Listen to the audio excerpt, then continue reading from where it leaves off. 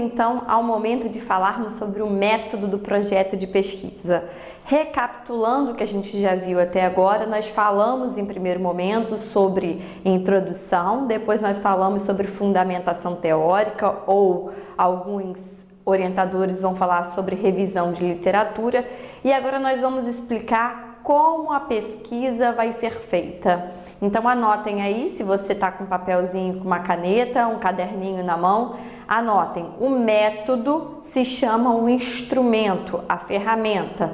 Como essa pesquisa vai ser realizada. Quando eu falo metodologia, prefixo método significa instrumento, ferramenta, logia, sufixo logia, significa estudo. Então, estudo das ferramentas e dos instrumentos da pesquisa. É sobre isso que vocês vão tratar nesse momento do projeto de pesquisa. E aí, nesse momento, a gente tem que usar com muito zelo e com muito cuidado, porque quem vai ler o nosso projeto abre os olhos, né? Nesse momento que ele vai despertar o olhar e falar assim, bem, agora eu vou entender o que essa pessoa quis fazer com essa pesquisa, ou o que ela vai fazer com essa pesquisa, né? Que a gente está falando de projeto de pesquisa. Então, como que ela organizou isso na mente, como que ela passou isso para o papel, o que ela pensou em usar, o que ela não pensou em usar, quanto tempo ela pensou em gastar sobre isso, enfim, vamos por etapas. Quando a gente fala de método, então, a gente está falando de algumas etapas. A gente está falando das etapas aqui, instrumento e amostra. Estou falando da etapa análise dos dados e estou falando da etapa discussão dos resultados. Se eu estou no projeto de pesquisa, eu só vou falar de instrumento e amostra, porque eu ainda não tenho análise dos dados e não tenho discussão dos resultados. Eu estou dizendo que projeto é o quê? O que eu pretendo fazer, o que eu vou fazer. Então, se eu ainda não fiz, eu não tenho como analisar dados e não tenho como discutir dados. Mas eu tenho como dizer como esses dados serão coletados, analisados, averiguados, tá? Então, o primeiro parágrafo de método, a gente vai começar dizendo que tipo de pesquisa é essa que a gente vai realizar. Se é uma pesquisa bibliográfica, de revisão de literatura, se é uma pesquisa experimental, se é uma pesquisa de campo, se é uma pesquisa de levantamento, se é uma pesquisa de análise documental. Então, tudo isso a gente precisa explicar no primeiro momento. Agora, como eu vou fazer isso é o instrumento, de que maneira que eu vou usar esse meu instrumento e que instrumento eu separei para fazer essa pesquisa. Então, o primeiro ponto é dizer assim, olha, eu estou querendo fazer uma pesquisa na instituição X, Y e Z e fazer esse tipo de análise de dados. Então, eu estou dizendo que a minha proposta é essa, é pesquisar mulheres, é pesquisar homens, é pesquisar instituição pública, instituição privada, é aplicar uma entrevista fechada, uma entrevista semi-dirigida, uma entrevista aberta, aplicar um questionário, aplicar uma escala. Então, eu estou dizendo aqui o que eu vou fazer, se ela é experimental, se ela é quantitativa, se ela é qualitativa, se ela é uma revisão de literatura sistemática, ex post facto. Nesse primeiro momento eu só digo isso. Quando eu começo a descrever instrumento e amostra, aí eu começo a desenhar isso melhor. Então eu vou dizer assim, se você vai aplicar uma escala, você vai aplicar uma escala que já foi validada no Brasil, que você vai fazer a réplica para ver se o índice de confiabilidade bate para essa amostragem que você vai utilizar ou não. Você está querendo criar uma escala, validar essa escala e depois você medir essa sua amostra a partir dessa sua escala que foi criada e validada. Geralmente, se você vai criar a escala e você vai validar essa escala e você não tem muita noção da estatística, você vai precisar de alguém da área da estatística, principalmente, se for da área da psicologia, por exemplo, da psicometria, alguém que tem essa noção, para você conseguir validar esse instrumento. Mas um estatístico, ele consegue fazer a validade desse instrumento. Você não é obrigado a saber profundamente como faz a validade desse instrumento, tá? Agora, se você vai pegar uma escala que ela já foi validada, que você vai apenas replicá-la, então você apenas vai pegar aquele instrumento, não tem nenhum problema, que você encontra esse instrumento em artigos, em teses, dissertações, e vai replicar esse instrumento à sua amostra ou à sua população.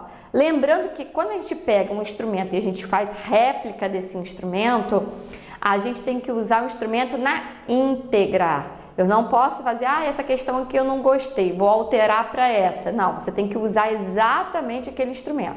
Você não pode fazer nenhum tipo de alteração nele, tá? Então, na parte de instrumento, você vai explicar. Se você vai fazer uma entrevista, é uma pesquisa qualitativa e você vai fazer uma entrevista, quais são os objetivos dessa entrevista? O que você pretende coletar nessa entrevista, né? Quais serão as perguntas-chave que você preparou para essa entrevista que estão relacionadas ao seu tema?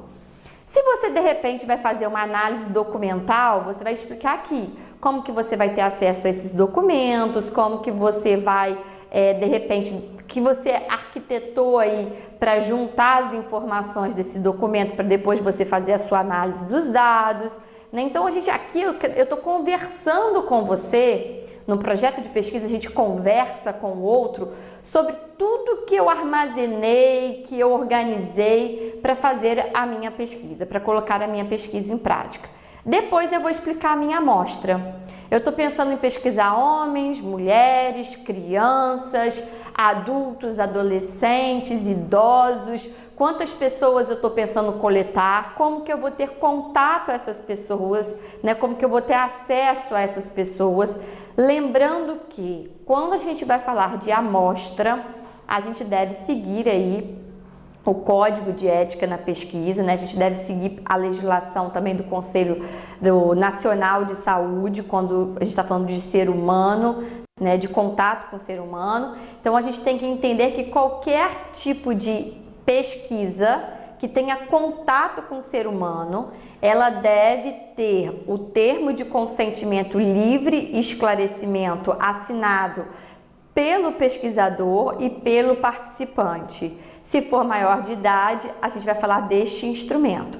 E se for menor de idade, a gente vai falar do termo de assentimento, né? Então, o responsável por esse menor de idade ou por esse incapaz vai assinar o termo de consentimento livre e esclarecimento.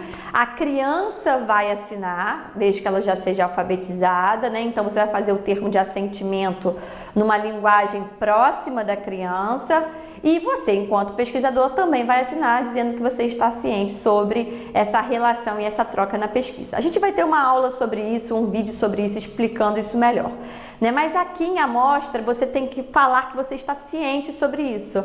Que se você vai pesquisar crianças, que essas crianças participarão da pesquisa a partir do momento que elas assinarem o termo de assentimento e que os responsáveis também assinarem o termo de consentimento livre e esclarecimento, tá?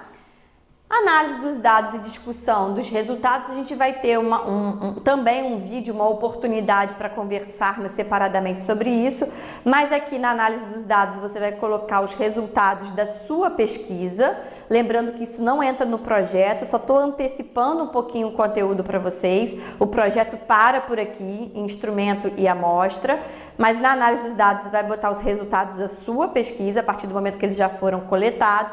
E na discussão dos resultados, você vai discutir os seus resultados com os resultados de outros autores que pesquisaram as mesmas variáveis ou uma ou duas variáveis da sua pesquisa, tá? Então, aqui a gente está falando sobre método e essa faz parte da terceira etapa do projeto de pesquisa. A primeira foi a introdução, a segunda fundamentação teórica e a gente está falando da terceira etapa do projeto de pesquisa. No próximo vídeo, então, nós vamos falar sobre cronograma e nós vamos falar sobre conclusão e referências. Fiquem atentos, não esqueçam de se inscrever no canal, não basta apenas assistir o vídeo. Se vocês quiserem ficar cientes todas as vezes que um novo vídeo for publicado, é só acionar o sininho. Espero vocês até o próximo. Até lá!